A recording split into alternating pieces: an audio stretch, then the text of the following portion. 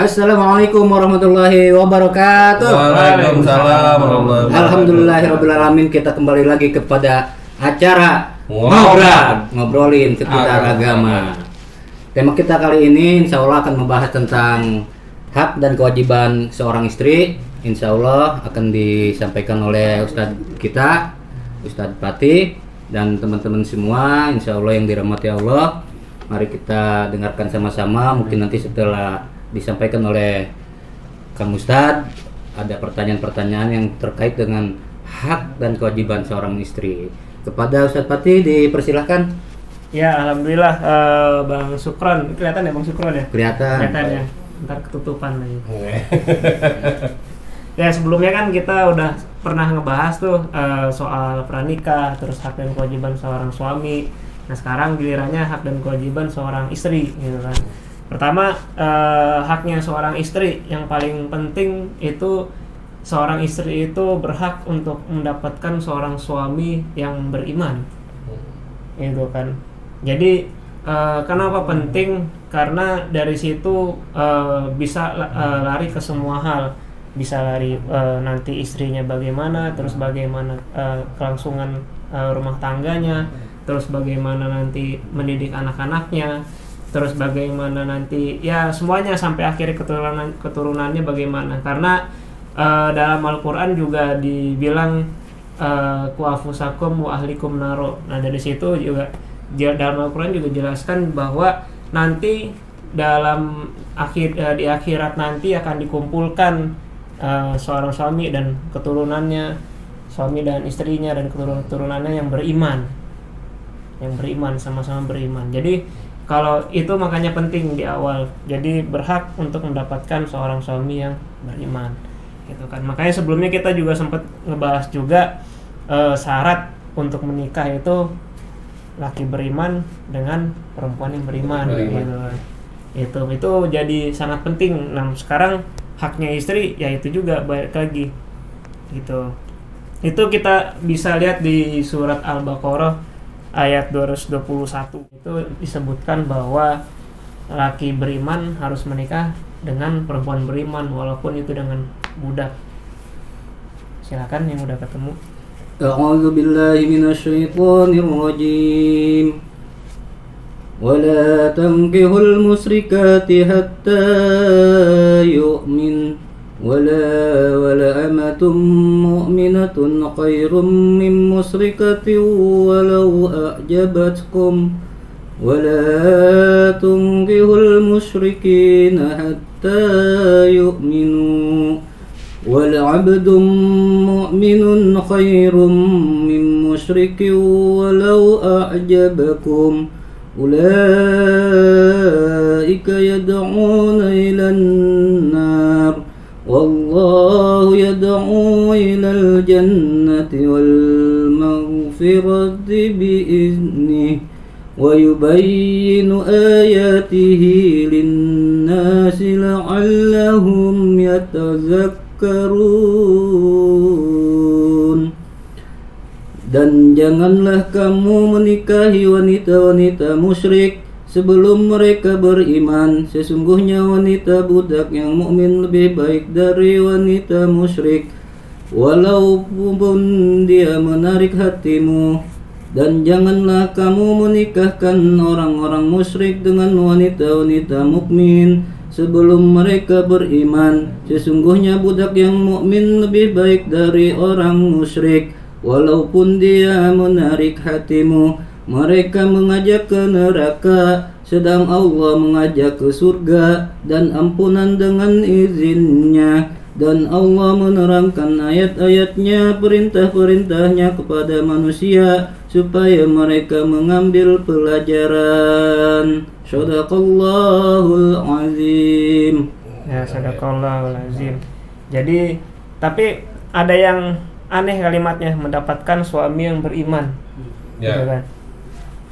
Kenapa mendapatkan suami yang beriman? Maksudnya kalau pada saat perjalanannya suaminya itu istilahnya melenceng atau bahkan murtad, itu hak istri untuk ngomong ke suaminya, gitu kan. Karena balik lagi ke ayat itu tadi. Nah, mungkin dari teman-teman ada kejadian apa atau cerita apa nih yang bisa di-share kita bisa bahas atau dari Nah, Bang Supron nih? Terserah dari teman-teman Mungkin yang saya lain. tanya dulu kali nih, Ah. sedikit nih. Memang kejadiannya misalnya begini. Tadinya suaminya itu non muslim misalnya, Iya. ya kan? Enggak, sebentar, suaminya itu non muslim. Udah menikah, berarti udah menikah. Belum. Kenapa katanya suaminya non muslim? Belum, calon suaminya Calon misalnya suami. non-muslim. Calon suaminya Jelas, non ya. muslim. Heeh. Perempuannya muslim. Dinikahkan. Nah, menikahlah mereka dengan syarat berarti kan harus muslim dua-duanya. Jadi Iya. mualaf. Sudah nih, jadi mualaf. Nah, di tengah perjalanan Balik lagi. balik lagi. Baik lagi. Kan banyak tuh begitu. Iya. Enggak Jadi- cuman artis doang sebenarnya, tapi yang disorot banyak kan artis Iya. kan gitu. Tapi Numpang ini lah istilahnya. non artis lah. Nah, itu Banyak. kondisinya gimana, Pak Ustadz? Kalau seperti itu di tengah jalan dia balik terus ngajak istrinya pindah juga, ini gimana tuh? Murtad. Kan kalau sekarang kan ya lagi zaman susah lah, ya kan berarti kan berkaitan dengan ekonomi itu. Gimana Pak Ustadz itu pandangannya? Ya. Kalau dia masuk Islam hanya buat untuk bisa menikah dengan kekasihnya yang muslim, kemudian setelah dia mendapatkan kekasihnya, terus dia setelah di tengah perjalanan tadi dia balik lagi Iya. ke agama asalnya, itu sudah jelas murtad. Apalagi dia sampai bawa-bawa istrinya ikut ke agamanya. Dalam surat An-Nisa ayat 134 itu sudah dijelaskan kalau orang murtad itu dosa besar, dilaknat Allah. Amalan-amalan baik dia selama dia menjadi muslim itu akan terhapus Oh gitu. dan akan masuk ke dalam neraka di akhirat nanti. Kalau dia memang sudah mutlak, sudah paten, balik lagi ke Balik agamanya. lagi. Kecuali dia bertobat lagi. Tapi jangan dipakai main-main. Ketika dia masuk Islam, balik lagi ke agama asalnya.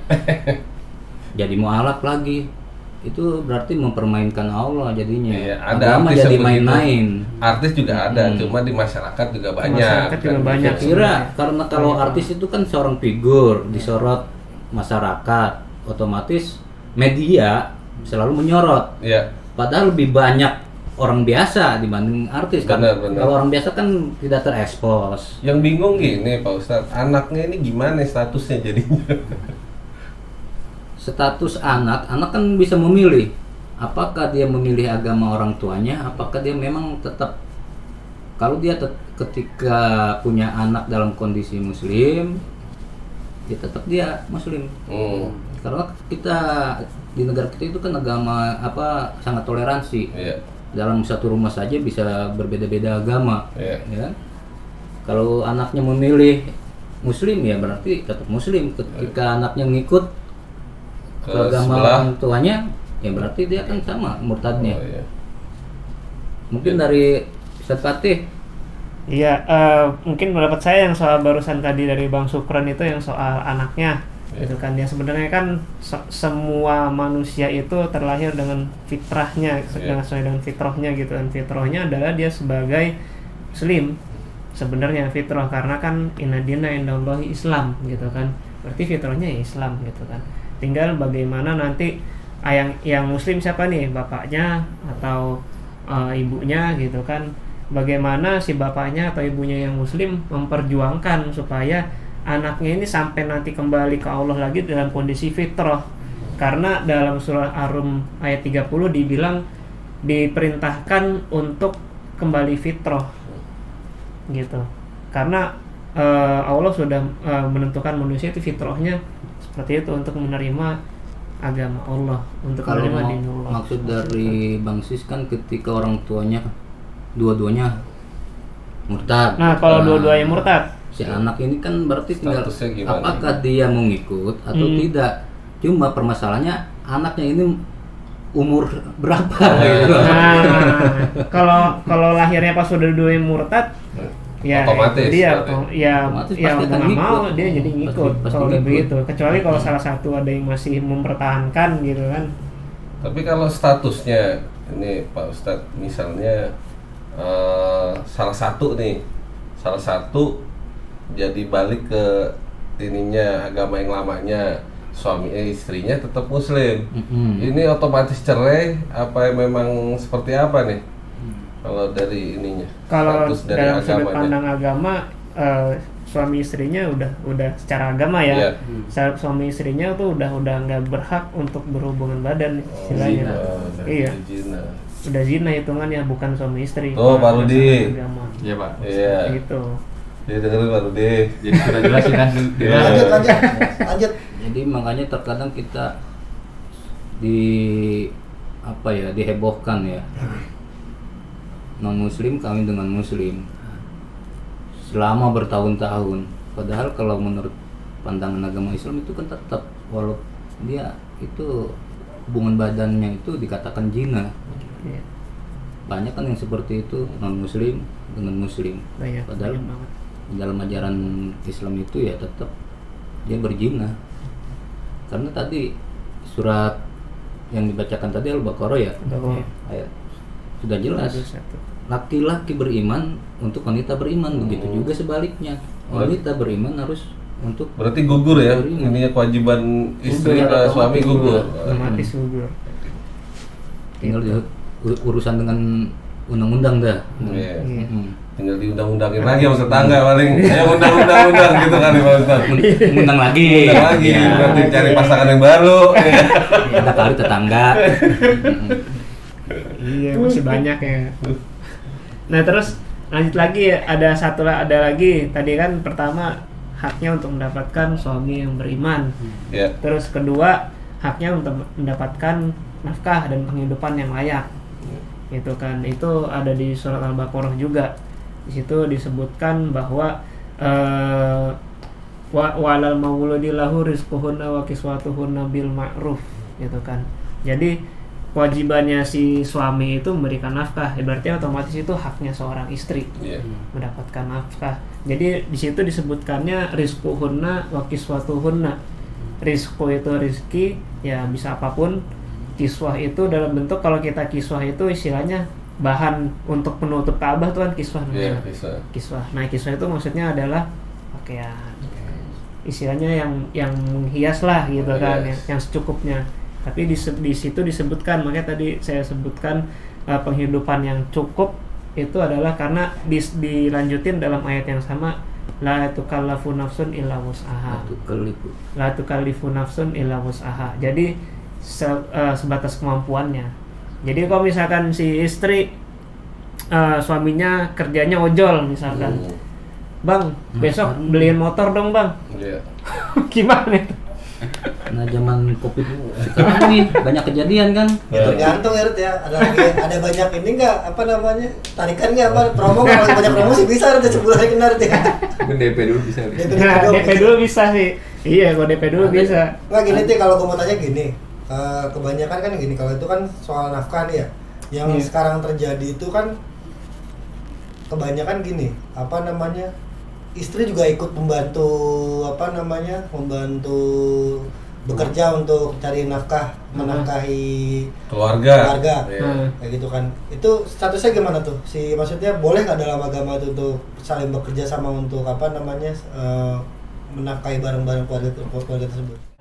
Jadi kalau yang saya pernah baca mengenai apa istilahnya permasalahan tadi, pernah saya baca di buku Prophetic Parenting.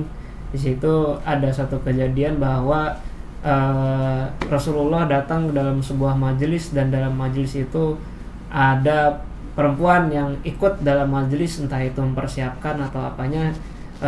Rasulullah bilang wanita ini adalah calon penghuni neraka. Nah, langsung si wanita ini buru-buru pulang, tanya ke suaminya, kenapa saya dibilang calon penghuni neraka, gitu kan. Pada saat ditanya, terus suaminya ditanyakan lagi ke Rasulullah, dibilang ya itu kewajiban seorang istri adalah di rumah dan menjaga dan melayani suami, menjaga kepemilikan suami, menjaga mendidik anak dan melayani suami, seperti itu. Dan kalau misalkan tadi bekerja, ya itu tadi kalau bekerjanya yang tadi bilang Bang Sukron ya Bang ya. Tadi Bang Sukron bekerja itu kalau seizin suami ya Bang. Menurut Bang Sukron gimana yang itu soal itu Bang? Kalau memang suaminya mengizinkan, itu kan silakan, tetapi Iya. jangan dilakukan kalau suami tidak mengizinkan. Nah, iya. Nanti tidak ada ridhonya. Iya. Intinya keluar dari rumah untuk berangkat gitu. Iya. Karena seorang istri setiap keluar pintu itu harus Harus izin. dari suami Itu seharusnya. Seperti itu, ya kan? Dan adapun istrinya yang bekerja kemudian dia memperoleh gaji, itu haknya mutlak punya istri. Adapun suami ketika butuh ya harus minta ke istri dengan izinnya. Tanpa izin, walaupun dia tahu nih istri naruh uang di lemari atau di bawah kasur itu kan, di bawah bantal, si suami ngambil diam-diam, itu zalim. Itu tidak boleh. Karena gaji seorang istri itu hakmu, jelas-jelas itu punya dia. Kalau suami butuh harus izin. Ya, ada juga di buku itu juga dibahas kalau misalkan si istri membutuhkan sesuatu, terus si suami kelihatannya dia punya uang nih, tapi pelit gitu kan. Terus duitnya sebagian dari duit si suami diambil untuk kebutuhan. Di dalam buku itu dibilang ada hadisnya juga disebutkan ada itu contoh waktu itu kisahnya kisah Hindun dan Abu Sofyan. Dibilang itu diceritakan bahwa Abu Sofyan itu adalah seorang yang pelit pada saat itu.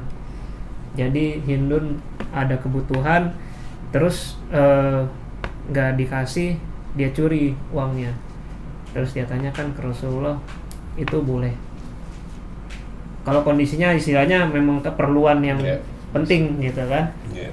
Gitu. Tapi kalau dari hukum negara nih Pak Ustadz, itu apa yang dihasilkan secara bersama di luar waris, itulah harta milik bersama. Harta Sampai milik ini. pun nanti perceraian ya harus dibagi.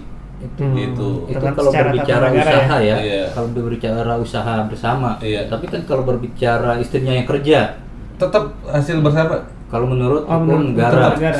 Selama pernikahannya mereka, apa yang dihasilkan secara ekonomi Para dua. itu adalah ya haknya bersama. Oh, gitu. Begitu. Meskipun suaminya gaji misalnya kayak Rudi nih, gajinya misalnya 5 juta, istrinya 100 juta misalnya gajinya, tetap semua yang dihasilkan itu ya harta bersama. Kalau nikahnya resmi. Kalau resmi. Kalau sirih, Ini kan bicaranya resmi. Oh, resmi. Kalau Negara kalau siri gimana? kan nggak diakui negara. Iya. Siri nggak ada di negara diakui karena lebih banyak yang dirugikan itu adalah perempuan. Kalau perempuan mau dinikah siri berarti sangat bodoh buat saya.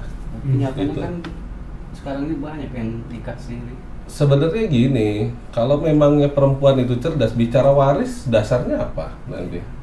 Ya kan? Akte kelahiran gimana? Nggak bisa bikin. Di negara nggak diakui pakai surat siri. Iya. Pasti itu keluarnya akte single. Gitu. Belum lagi jaminan kesehatan. Belum jaminan kesehatan, Jadi akte- warisan. Di akte lahirnya anak seorang ibu. Jadi orang tua tunggal. Iya. Oh, dibilang gitu? Akte orang tua tunggal dari Oh. ibu misalnya Fitriani gitu contoh kan gitu. Kayak gitu. Jadi kalau yang perempuan yang mau dinikah siri ya sebenarnya yang dirugikan perempuan itu sendiri. Toh juga negara boleh kok mau 2, mau 3, mau 4 boleh aja semua disahin nggak ada masalah. Iya. Kuotanya kan ya nggak 4. tahu lah gitu. Sanggupnya sih biasanya 4, kalau 7 bisa gempor kan gitu. Itu aja sih kalau dari ini saya sih. Jadi kalau secara kita lihat secara lebih banyak merugikannya, kenapa nggak dihindari gitu. Iya. Kalau dari saya sih mendingan dihindari aja, toh disahin semua kan bisa secara hukum tata negara gitu, kita atur. Ya, kalau nggak bisa kita atur aja nanti gimana caranya kan gitu Pak. Ya kan? Ya memang kalau secara berumah tangga, apapun yang dihasilkan ketika berumah tangga, memang itu yang disebut harta gono gini. Harta gono Kecuali gini. harta yang dibawa oleh istri itu Iya, tetap hak betul, istri. Betul. Dan adapun menurut fatwa Islam tadi ya, kalau ketika istrinya bekerja ya mendapat gaji, ya ketika suaminya butuh ya tetap harus minta, tidak bisa mengambil begitu saja. Karena kalau suami mengambil dengan diam-diam, maka itu disebut jolim. Mungkin itu saja teman-teman semua materi kita pada podcast malam ini. Ya. Insya Allah kita bersambung lagi di lain hari. Kurang lebihnya mohon maaf apabila ada kata-kata yang salah datangnya dari kami. Apabila ada perkataan yang benar itu karena izin Allah. Billahi fisabil haq fastabiqul khairat. Wassalamualaikum warahmatullahi wabarakatuh. Waalaikumsalam warahmatullahi wabarakatuh.